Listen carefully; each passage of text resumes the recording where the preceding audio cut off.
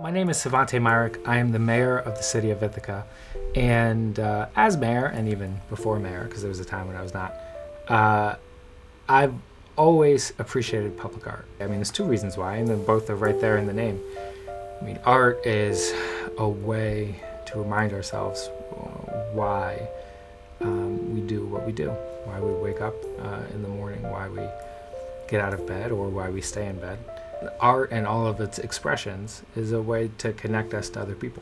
And it's so important, but the public part is why really, as mayor, why I really think that it's so important, because art can be expensive, it can be exclusive, it can be elitist, it can be segregating, right? That there's shows that I watch but you don't watch, there's paintings that I can own but you can't own, there's galleries that I know about but you don't know about. It can be, I think, antithetical to the spirit of expression, which is it can drive us apart instead of bring us together.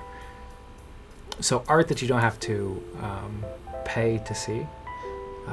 In fact, I think art that you can't even pay to avoid is important. Right? To force, and this is what public art does, force a collective experience, even if we have different views on that experience, is something that builds shared humanity. So what does that mean? It means that I see a mural, you see a mural, and I like it, but you don't. Well, at least now we have something to talk about. I can't tell you how this is my 7th year as mayor. The dozens of public art pieces that I've seen the Public Art Commission and artists in our area put up around town have generated a lot of calls to my office. You know, a lot of folks will call and say, I don't like that electrical box on the corner of Buffalo, or I don't like the mural under the bridge.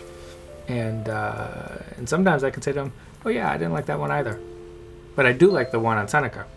What did you think about that one? You know, and I think that is, you know, it's all too rare in a world where we can increasingly live segregated lives. We can self-select who we live around, who we work around, who we worship around. To create a common experience is a necessary thing. My name's Caleb Thomas, and I'm an organizer of murals in Ithaca, New York. We've seen a shift in Ithaca's cityscape from about 15 murals to 153 mural locations in the last 9 years. The corporations have been using art as a tool as well over many years, whether it's Coca-Cola commercials, advertising to get us to buy different things, and it makes sense for us to use this tool too, in order to take back our economy and make our community a better place through the arts. So there's a lot of different art forms, influencing our community, bringing people together. These here are puppets that were made during the Community Unity Music Education Program at Southside Community Center last year. The most impressive public art that we've seen in the last few years have been the pieces with the social justice focus.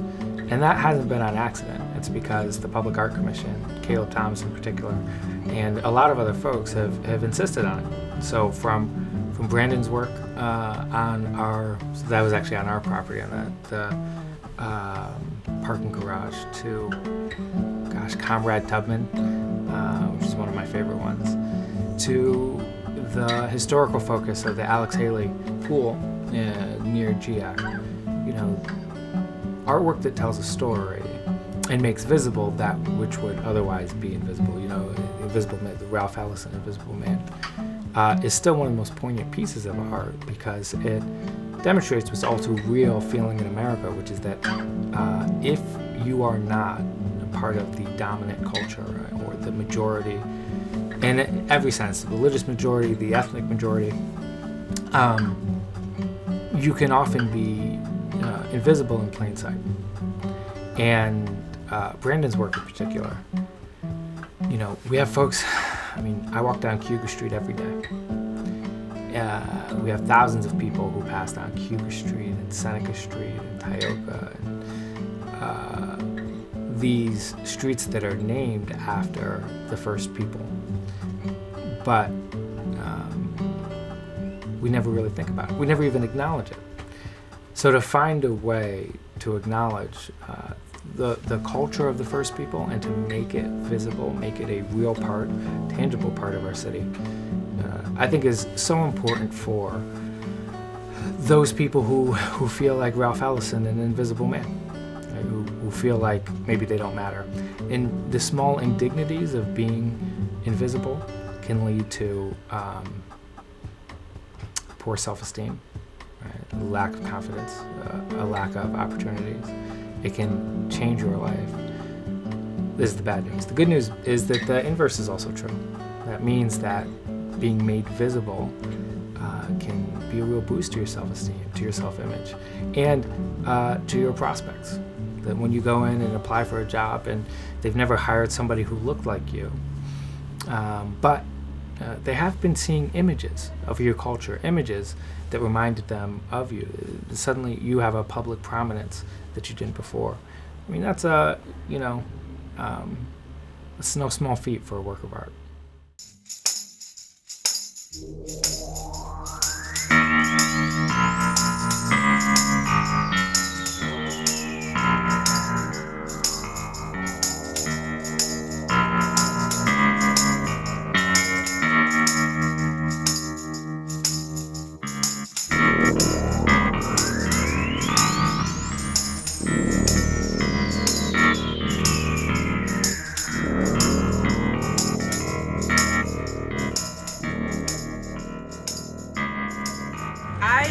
Think about like Ithaca's like colors and everything. It brings out Ithaca, and like when people like from out of town come here, they think like it's like a fun place to be at. I like the mural that's over there. It's like a painting of like an African American girl, and it's like her and her baby over there.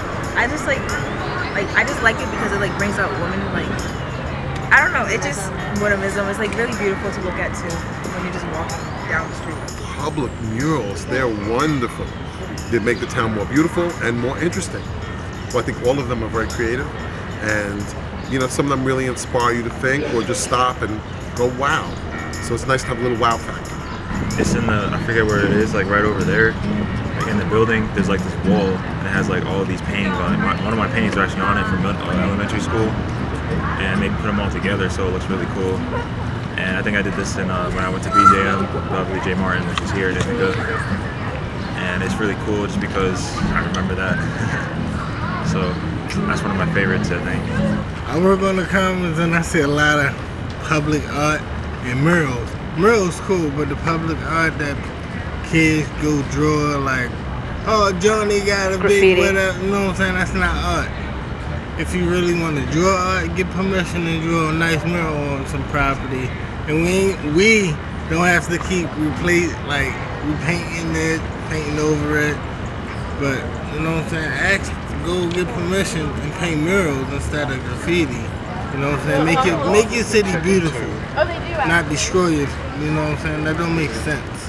One of my favorite murals is the one at Southside. It's of Martin Luther King, and it's pretty much like saying that wasn't his dream, and it like is talking about like the segregation and like the oppression that like African Americans go through. So I think it's like really like valuable to like present that and like have it seen to everybody, because it like shows the culture and the oppression and like just like kind of the freedom that we've gotten to, but also we still have injustices happening. I've lived in Ithaca on and off for over 20 years now, and to see the public art that's popped up in the last 10 years or so has been really amazing. It has made living here an even more beautiful experience. The mural at Seneca Street of the two-row wampum, and just the background and the meaning of being on Haudenosaunee land, and recognizing that and having that be a daily reminder of that is really important in our community.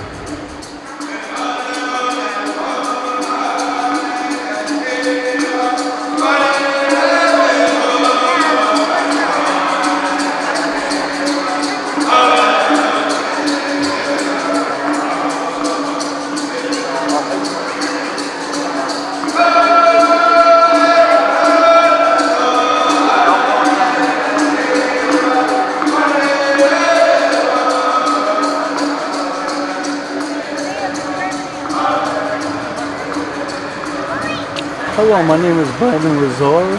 I am Snipe Plan from Onondaga Nation, where we currently are, just a few miles south of Syracuse, New York.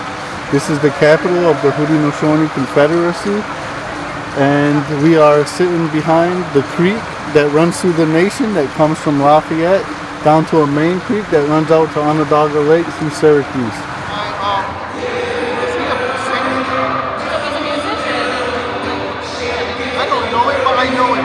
I started doing art when I was probably around the age of 15.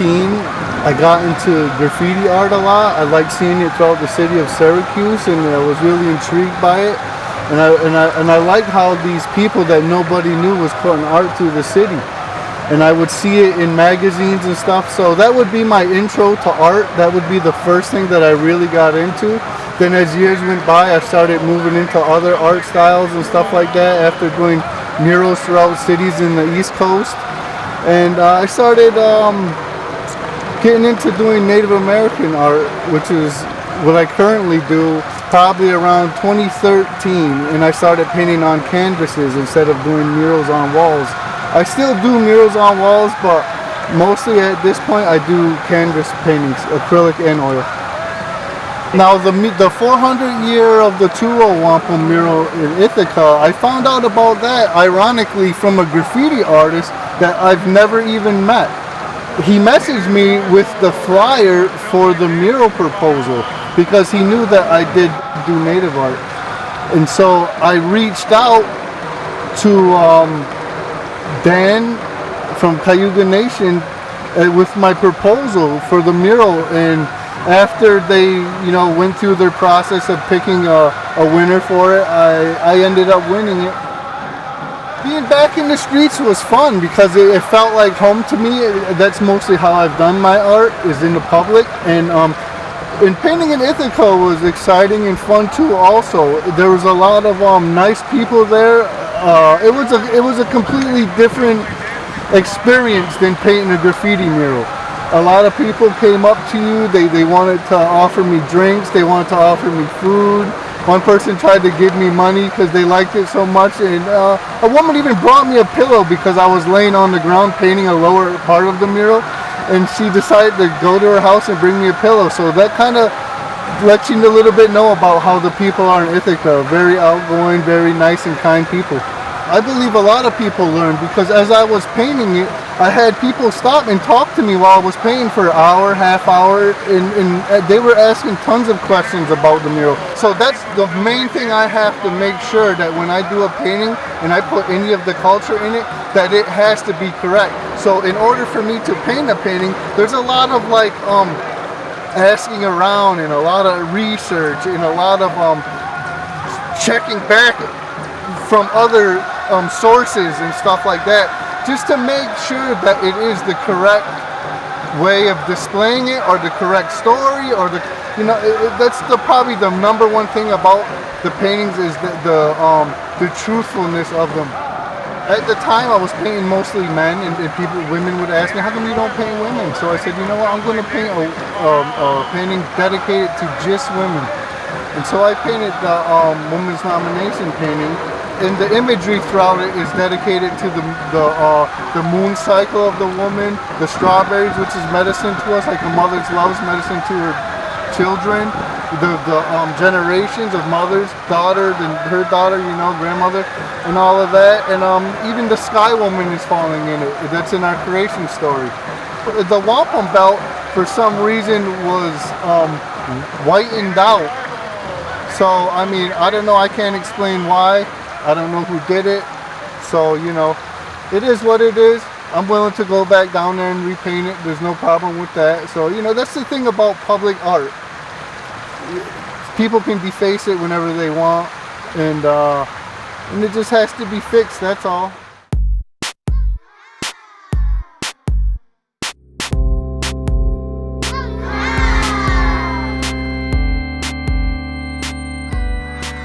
So I think it's important to recognize the role that graffiti played, not just as a predecessor to the sanctioned and celebrated public art that we have now, but to recognize it as an act of rebellion.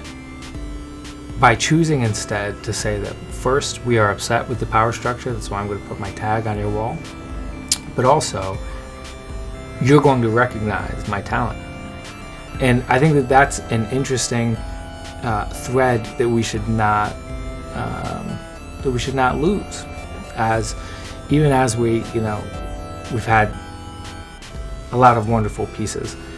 And we've had a lot of wonderful events, including bringing graffiti artists from all over the world to town. And I remember how confused they were when we showed up. I showed up, and other city officials, and we had cameras and news cameras there, and we even cut a ribbon once they were all done. And they were like, does this still count as graffiti? If the mayor's okay with it, does this even count anymore? And I think that's an important question to ask. Like, how can we continue that spirit of rebellion while still beautifying the city?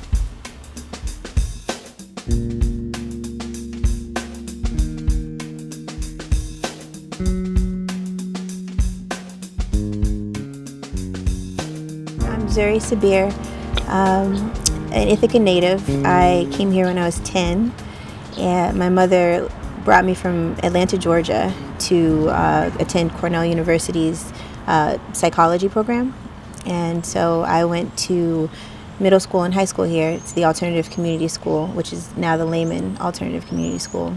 I'm now in Binghamton, the next town over, but we come here as much as possible because it's so beautiful and so culturally, aware. It values, the voices of many, which I enjoy. So we come here a lot. I'm a mother of 3, 9 being the oldest, 2 being the youngest. So it's important to me to expose them to Ithaca's atmosphere. I found out about the 21 Boxes thing through Instagram in the middle of a move. I was actually moving myself and all 3 babies from Atlanta, leaving a domestic violence situation, actually.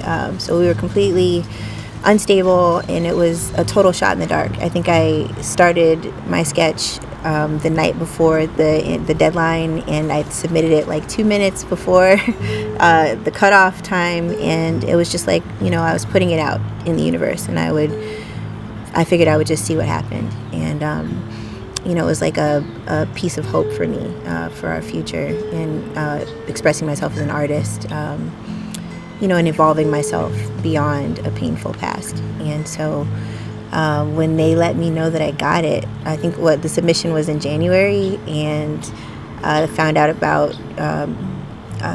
the location and the fact that they had accepted me. I remember just being floored, and really grateful to Ithaca and to the Art Box program for giving me the opportunity to start on my creative process. The piece Ithaca is Magnetic speaks to the fact that anybody who comes to Ithaca stays in Ithaca in pretty much any facet. We might go somewhere else in the world, but we always end up coming back here at some point. Especially when you start having children, I think you realize that Ithaca can be a haven in a pretty unpredictable world. So that's what this is about, because I've tried plenty of times to move away from Ithaca. It just never works. So a lot of this was trial and error. Again, this was my first time creating on a public surface, on a large scale surface. And so what I did was I created stencils of people flipping through the air in interesting positions that I found online, and I spray painted them on. I wanted it to be kind of like a rough graffiti look. And then I came back with acrylic for the details. Creating on this corner was really great, talking to the community.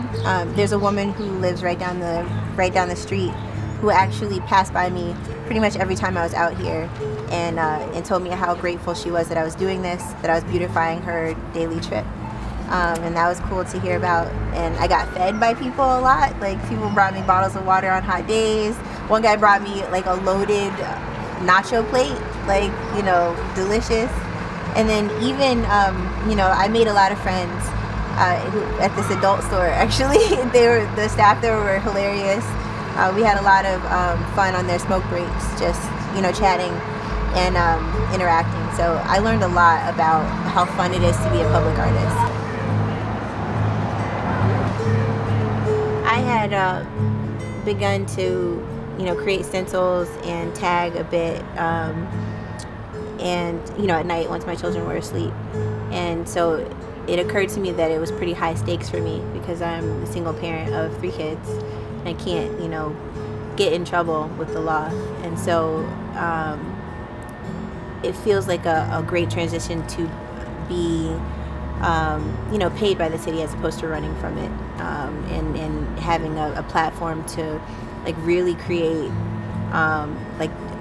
in a full spectrum way. I was throwing up things quickly, and I feel like I can get more detailed now that I don't have to worry about the legal stuff, legal ramifications. And so in having public art up now with the art box, it's actually kind of cool to see other people tagging my work. I actually appreciate it because I know what it's like to put up pieces of your expression on places, and I like it. I actually like the aesthetic, like the way it looks, and I like that the art is transforming. I think it's important that public art be free to be slowly changed or even destroyed. I think that it teaches you something as an artist too, that your vision isn't more important than the collective vision.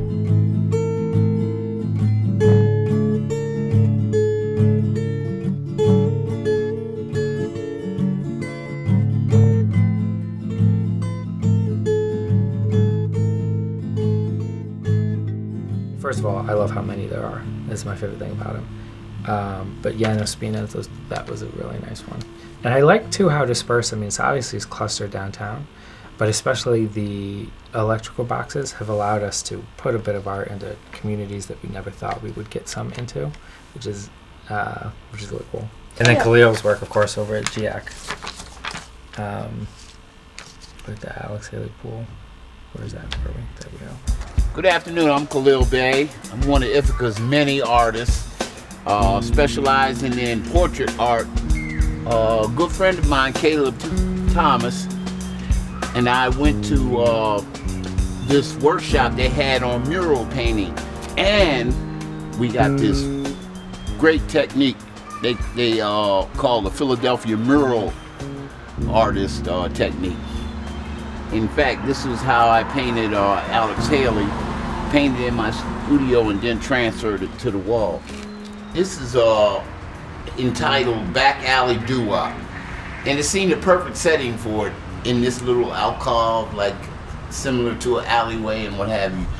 And this were my buddies. This was actually me here, and this is 2 of my friends. What we used to do is get in that alleyway because the acoustics would be so great, and we doo-wop in there, right? And this is my friend. His nickname was Bop City, right? And he always was a showman, like I had to express him by him doing his little thing, and I was more standardized, that kind of thing. I was born here in Ithaca, New York, but I left when I was 5 and went to Philadelphia. And Philadelphia, there used to be the recreation center, and the students from Drexel University in Philly used to come down, and they would do arts and crafts with us.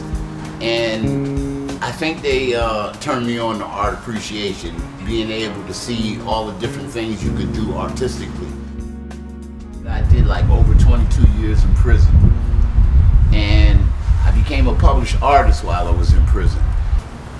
I like to think that because of my art, it enhanced me as a person in prison. How could that happen, right? Well, first I was a number, right? Then I became the artist. So they're getting close to calling me by name, right?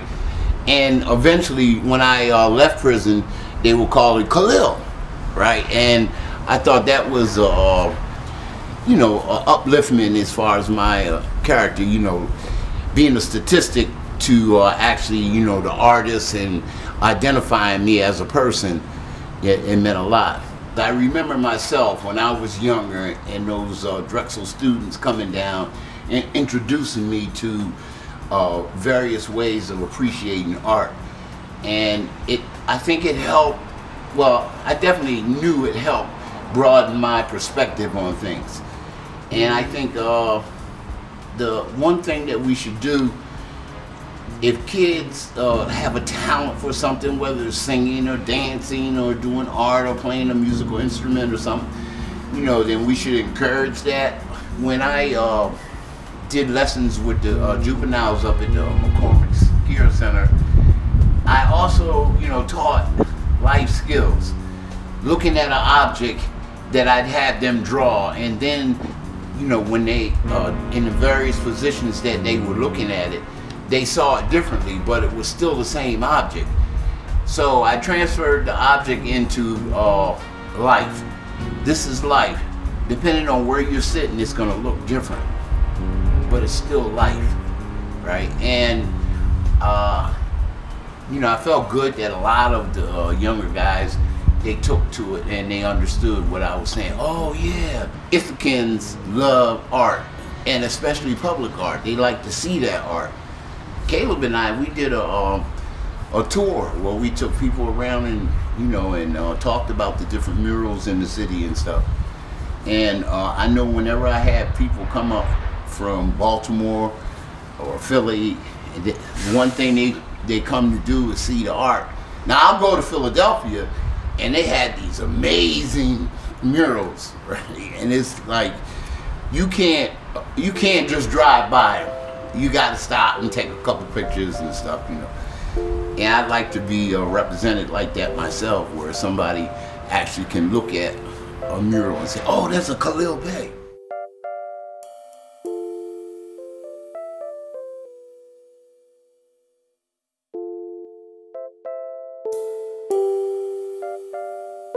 So our challenge has always been to, how can you get the positive parts of gentrification, that is to say, long overdue investments in people's neighborhoods, without then forcing those very people that you were trying to help out of their homes. And I think public art is a neat way to do that. You know, it's a way of not just improving territory, but marking territory, saying that yes, there were a people here before you, and this is an expression of those people's passions. And if you're not comfortable with that, well, we're comfortable with you not being comfortable with that. As long as I can remember, the mayor's walked at the head of the Ithaca Festival parade, and it's a trip. It's a lot of fun. I mean, I always feel bad because I can't like do any tricks or anything, so I'm just waving at people, and I always wish I could juggle. But it's a nice way to see all these faces. This year, for the first time ever, I'll be walking at the head of the parade with Chief Sam George. So the two of us are going to lead off the parade along with a delegation from the Cayuga Nation. So we're, you know, thrilled to have one more breakthrough, and it's hard to not see a clear, bright line between Brandon's work and the work of other Native peoples, and again making visible what once was at best background, and this renewed prominence. So it's very exciting. So the main thing that I want to say is that I'm really grateful to Ithaca Murals for giving me this professional experience. I feel like not only is it a wonderful part of my resume, it also taught me that cities can value artists, and I know